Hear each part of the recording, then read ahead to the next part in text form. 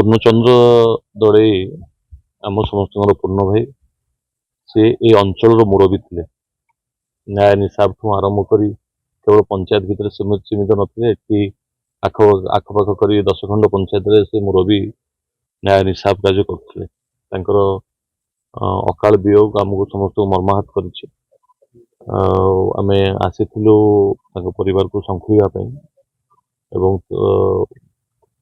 मुख्य कथा है जे पोस्टमार्टम हो पारिनी, जो कि आम सरकारी व्यवस्था मध्यम आकलन कर कौन केमती देहांत है।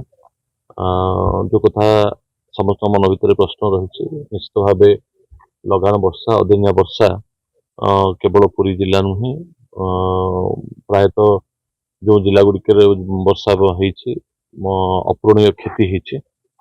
सरकार निर्देश अलरेडी दे सारी 4 दिन भितर आकलन स्पष्टीकरण करी चाषी मान सहायता जोगे देवाई तेणु से कथा चली। आज आम शंखुलिया आसते आम सहित सत्यवादी तहसिलदार एवं ब्लॉक प्रतिनिधि समस्ते आईआईसी भी अच्छा रेड क्रॉस तरफ जहाँ संगे संगे सहायता जोगे देवा कथा रेड क्रॉस तरफ को जोगे दि जाए। आमर परिवार ये गोटे अपूरणीय क्षति आम समस्त से कथा को बर्तमान तदंत करा